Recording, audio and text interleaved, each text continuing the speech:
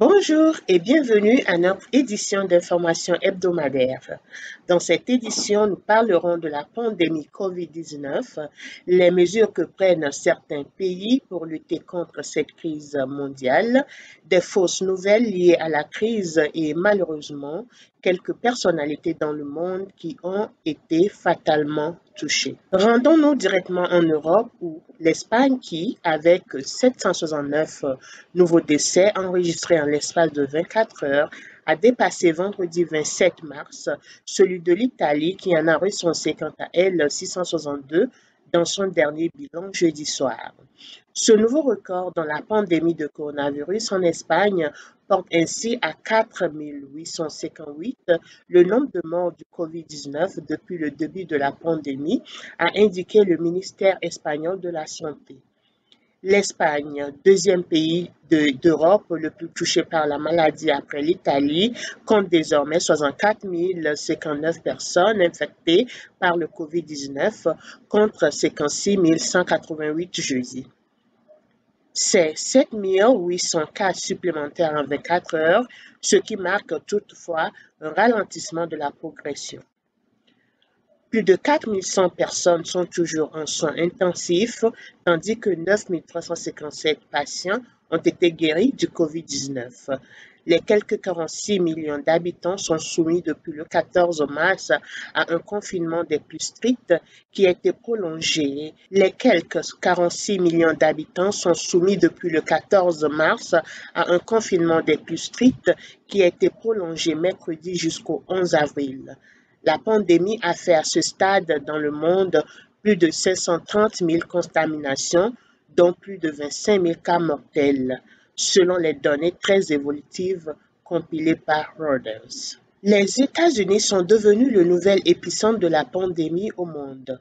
D'après une publication de Radio France Internationale, les États-Unis ont dépassé jeudi l'Italie et la Chine et sont devenus le pays du monde à compter le plus de cas recensés d'infection au nouveau coronavirus, selon les données du New York Times.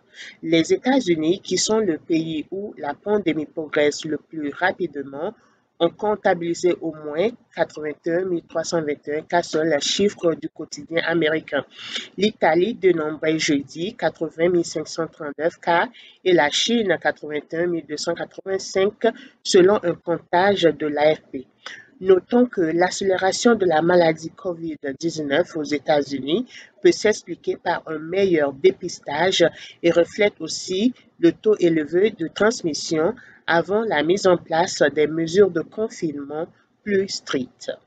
Alors que l'épidémie continue de progresser à travers le monde, plusieurs personnalités sont touchées par la maladie, comme le Premier ministre britannique Boris Johnson et son ministre de la Santé Matt Hancock, ou encore le comédien américain Tom Hanks, l'héritier de la couronne britannique, le prince Charles, le prince Albert II de Monaco, la militante écologiste suédoise Greta Thunberg, qui s'est dite mardi probablement porteuse après son retour d'Europe centrale et serait en isolement avec son père, l'ancien président finlandais prix Nobel de la paix, Martti Ahtisaari, l'ancien producteur de ciment Harvey Weinstein, condamné à 23 ans de prison pour agression sexuelle et viol, est aussi porteur du COVID-19 selon les médias américains, sans oublier l'acteur britannique Idris Elba.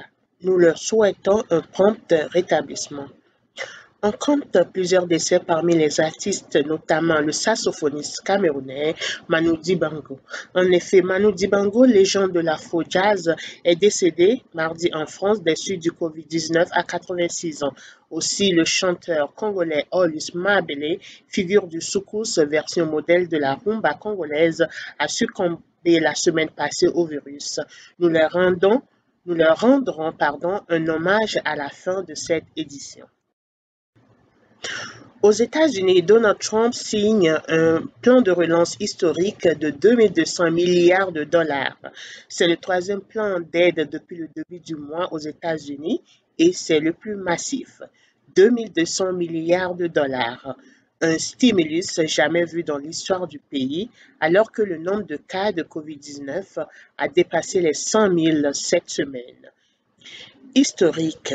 Le mot revient dans la plupart des médias américains au moment de commenter le document signé par Donald Trump vendredi. Le plan de relance économique le plus spectaculaire de l'histoire américaine moderne, titre le New York Times. Le Dallas Morning News parle de la plus grosse mesure d'urgence de l'histoire américaine, tandis que USA Today évoque une législation qui fera date et qui tente de répondre à la menace de désastre économique causée par le COVID-19. Cette ingestion financière massive, comme l'a décrit CNN, est quasiment 3 fois plus que le plan de relance imaginé par l'administration Obama après la crise financière de 2008. Le président américain a signé à la Maison-Blanche le CARES Act pour Coronavirus Aid, Relief and Economic Security, approuvé par le Sénat mercredi, par la Chambre des représentants quelques heures plus tôt, vendredi. Je n'ai jamais rien signé avec T déçu, a-t-il plaisanté, faisant référence au T de trillion, soit 100 milliards. Il a également remercié démocrates et républicains d'avoir réussi à se mettre d'accord et d'avoir choisi l'Amérique d'abord, l'un de ses slogans. Le test va permettre à des dizaines de millions de familles américaines de recevoir un chèque de 1 200 $ plus 500 $ par enfant, précise le New York Times. L'assistance chômage sera allongé et élargi, y compris aux freelancers. 377 milliards de dollars de prêts seront accordés aux petites entreprises. Les hôpitaux confrontés à la crise sanitaire se partageront quant à eux 100 milliards. Selon une publication de France 24, la situation en Afrique est très préoccupante avec une évolution très rapide du nombre de pays touchés par le coronavirus sur le continent, affirme la directrice Afrique de l'Organisation mondiale de la santé OMS, Matshidiso Moeti, dans un entretien accordé à France 24 vendredi 27 mars depuis Brazzaville au Congo. Le nombre de cas officiellement détectés dans chaque pays progresse aussi chaque jour très rapidement, souligne-t-elle. Et désormais, 39 pays sont touchés en Afrique et environ 300 cas sont officiellement détectés chaque jour, alors qu'il y a 2 semaines, 50 cas étaient détectés quotidiennement, précise-t-elle.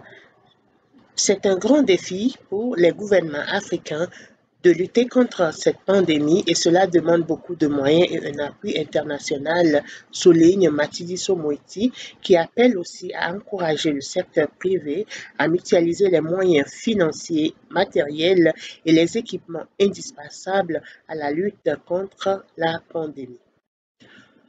Aussi, selon les informations publiées par Africa News ce samedi 28 mars 2020, plus de 2500 cas confirmés dans 46 pays et plus de 75 décès sont enregistrés en Afrique.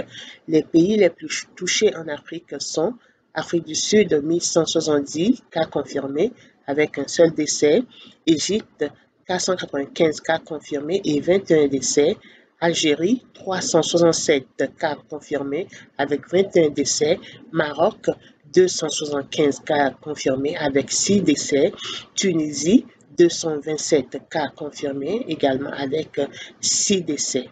Beaucoup parlent du miracle de l'hydroxychloroquine. Selon le journal Le Monde, il y a quelques jours, personne ou presque ne connaissait ce médicament, un dérivé de la chloroquine, souvent vendu sous le nom de Plaquenil. Il est aujourd'hui le sujet de milliers de vives polémiques politiques et médiatiques. Selon certains chercheurs, comme le professeur Didier Raoult, ce médicament associé à un antibiotique serait d'une redoutable efficacité contre le nouveau coronavirus. Selon Le Monde, dans la communauté scientifique pourtant, des voix s'élèvent pour critiquer les résultats de son étude. Selon plusieurs chercheurs, le professeur Raoult n'aurait pas respecté une méthodologie stricte permanente de garantir des résultats obtenus. Après donc plusieurs jours de polémique, le gouvernement français a finalement quitté le cas des prudents qui appellent à des essais cliniques de plus grande ampleur avant l'autorisation de la prescription. Dans un décret du 26 mars, il a donné son aval à l'emploi de chloroquine dans le traitement du coronavirus. L'hydroxychloroquine et l'association lopinavir, ritonavir peuvent être prescrits dispensés et administrés sous la responsabilité d'un médecin aux patients atteints par le COVID-19 dans les établissements de santé qui les prennent en charge, ainsi que pour la poursuite de leur traitement si leur état le permet et sur autorisation du prescripteur initial à domicile. Restons dans le cadre des remèdes contre COVID-19 pour parler des dangers de l'automédication. Selon une publication d'Africa News à Kinshasa, capitale de la RDC, 3 enfants mineurs ont trouvé la mort jeudi après une purge censée prévenir du coronavirus, annoncent les médias congolais. Pour protéger ses enfants contre le coronavirus, la dame aurait purgé ses 3 enfants au jus de citron mélangé avec du Congo bololo, une plante dont le nom scientifique est Vernonia amygdalina. Malheureusement, tous ces 3 enfants sont décédés après ce traitement préventif. Nous appelons donc la population à ne pas se laisser aller aux rumeurs. Il faut puiser les informations à la source, a ajouté l'article. La mère, quant à elle, a été interpellée par la police. Cette situation est loin d'être l'exclusivité de la RDC en Afrique, continue Africa News. Au Cameroun, par exemple, les prix du citron ont explosé. 1000 francs CFA, soit 1,52 € pour 3 citrons contre 100 francs CFA l'unité d'habitude. La faute a une forte demande car de nombreux Camerounais achètent cet agrume pour préparer des potions destinées à guérir ou prévenir du COVID-19. Et ces rumeurs et ou fausses informations liées au COVID-19 circulent avec une telle facilité et rapidité qu'elles pourraient impacter fort négativement la lutte contre la pandémie. Un véritable grand défi à relever pour les institutions africaines, renchérit la publication. Au Togo, d'après une publication d'Afripresse, le risque de propagation du nouveau coronavirus COVID-19 est réel. Avec 28 cas confirmés à ce jour, le pays dénombre un total de 437 cas confirmés, a annoncé vendredi 27 mars le Premier ministre Komi Selam Klassou devant l'Assemblée nationale. Sur les 437 cas contacts, 294 ont fait l'objet de contrôle médical et ont été révélés cas négatifs. 88 autres personnes sont confinées à l'hôtel Ibis et le reste des personnes sont en autoconfinement à leur domicile. Toujours au Togo, la presse togolaise est en deuil. Le patron de l'hebdomadaire Chronique de la semaine, Dominique Alizou est la première victime connue de coronavirus. L'information est confirmée par la famille du défunt. Dominique Alizou est décédé ce vendredi 27 mars au CHR Lomé Commune où il est admis en urgence il y a à peine 24 heures. Dominique, comme l'appellent ses amis, a séjourné récemment en Europe et aurait été testé positif au coronavirus selon plusieurs informations. Sa mort a été confirmée à la famille par le médecin traitant. Rentré au Togo le 17 mars dernier, la victime se serait auto-confinée à son domicile suite à quelques malaises de santé. Mais au fil des jours, son état de santé ne cesse de se dégrader. C'est alors qu'il a été admis et hospitalisé au CHR Lomé Commune. Dominique Issa Alizou était un homme de conviction bien connu sur la scène médiatique togolaise. Il a débuté le journalisme au sein de l'hebdomadaire La Dépêche avant de créer lui-même son propre organe de presse, Chronique de la semaine. La radio-télévision d'Enigban présente toutes ses condoléances à sa famille et à la presse togolaise. Pompe, squat, coup de bâton. Voici comment la police indienne punit quiconque ne respecte pas les mesures de confinement contre le coronavirus. Suivez plutôt.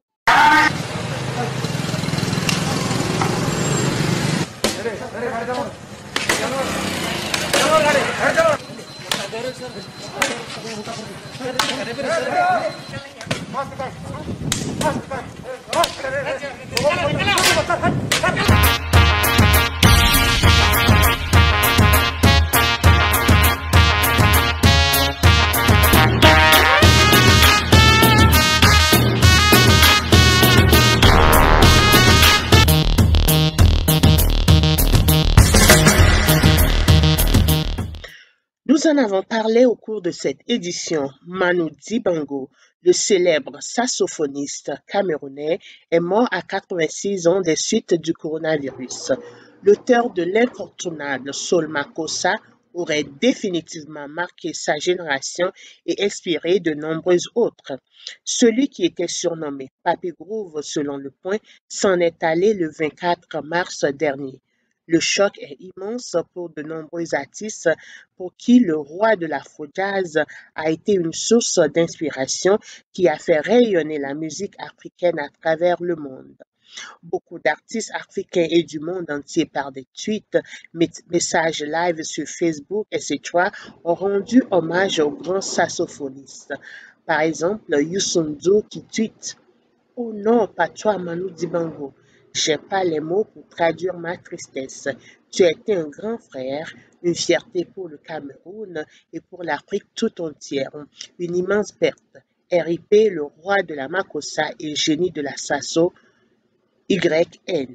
Suivons un extrait de l'une de ses chansons. Manu Dibango.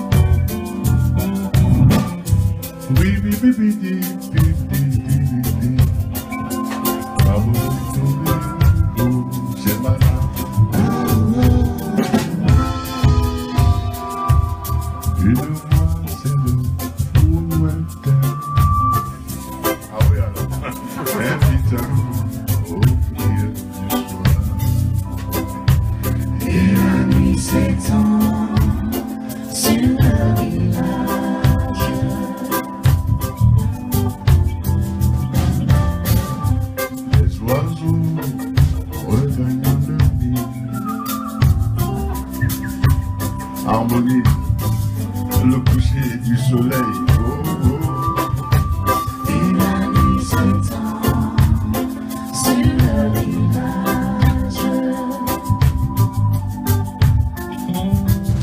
Les hommes, enfin leur troupeau, se disent encore une dure journée de passer sur cette terre.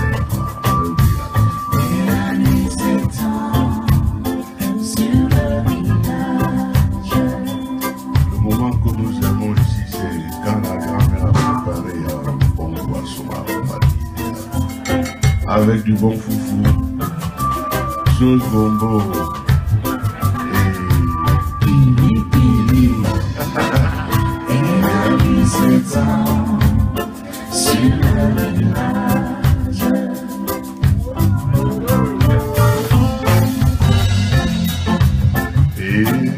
par au clair de lune. Écoutez-le, c'est Gamoba. Le tam-tam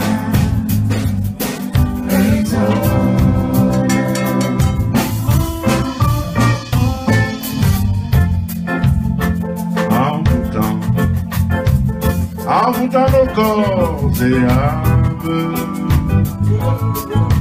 Shabalabalabodia, passame, mélodie, Mélodie.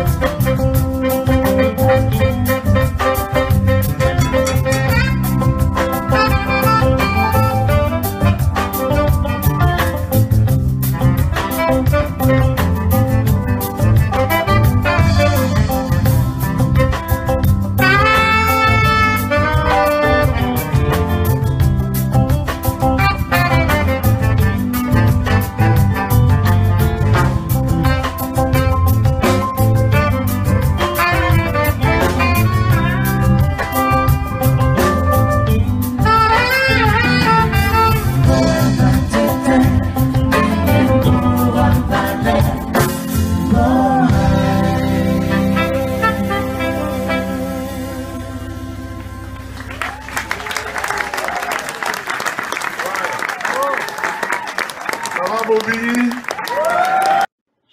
Paix à ton âme, grand saxophoniste. Nous allons finir cette édition en continuant sur un air de musique où nous rendons hommage à Orlus Mabele, le roi du soukous, qui s'en est lui aussi allé suite à la maladie du Covid-19. Nous vous remercions tous de nous avoir suivis. Je suis Rachel Dabla. Merci et à la prochaine.